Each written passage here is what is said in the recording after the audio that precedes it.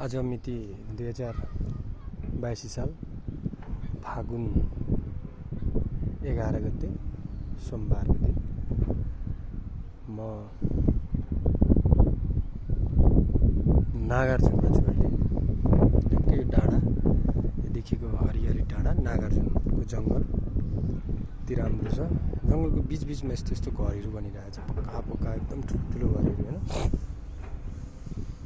हुँदै व्यक्तिकै जग्गा होला। मैले भिडियो बनाउनुको उद्देश्य चाहिँ के हो भन्दाखेरि यो ओसो तपोभूमि होइन, ओसो तपोवन।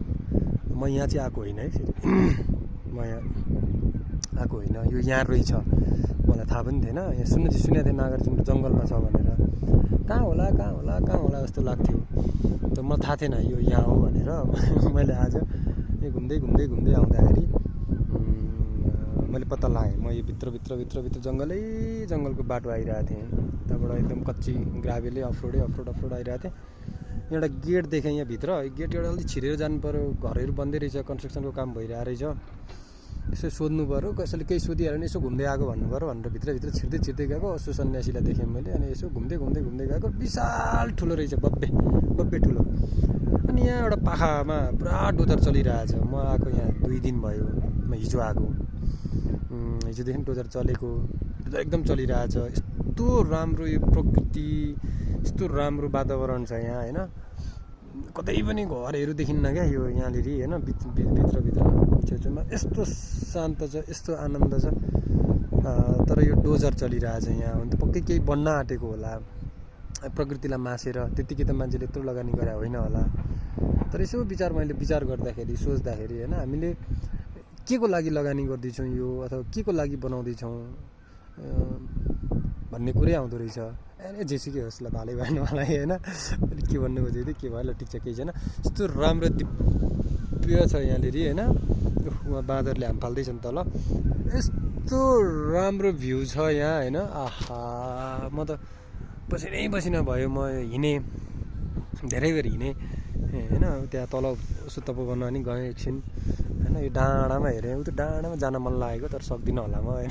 यस्तो छ, पुरा घना जङ्गल छ क्या, चुरे। आम्मा यस्तो जङ्गल छ, यस्तो शान्त वातावरण छ होइन।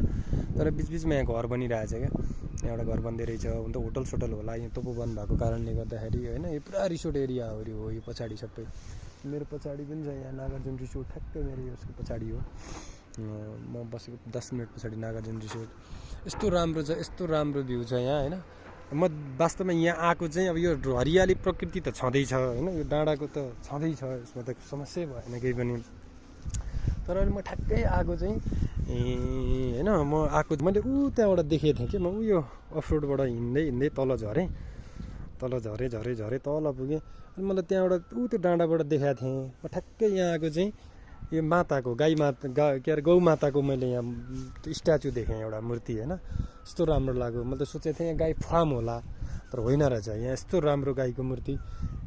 यहाँ शिव भगवान् पुरा रुद्र रूपमा हुनुहुन्छ यहाँ होइन।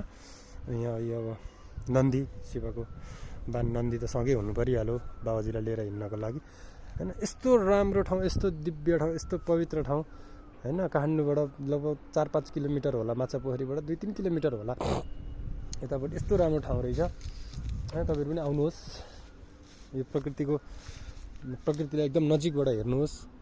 सुन्नुहोस् त, यो पुरा चराचुरुङ्गी कराइरहेछ होइन। यस्तो राम्रो इन्भाइरोमेन्ट छ यहाँ, वातावरण छ। तपाईँहरूलाई पनि स्वागत छ। ल भाइ, ओके, भोलि पनि फेरि भिडियो बनाउँछु म। के नयाँ कुरा फुर्यो भने है। हस् ल।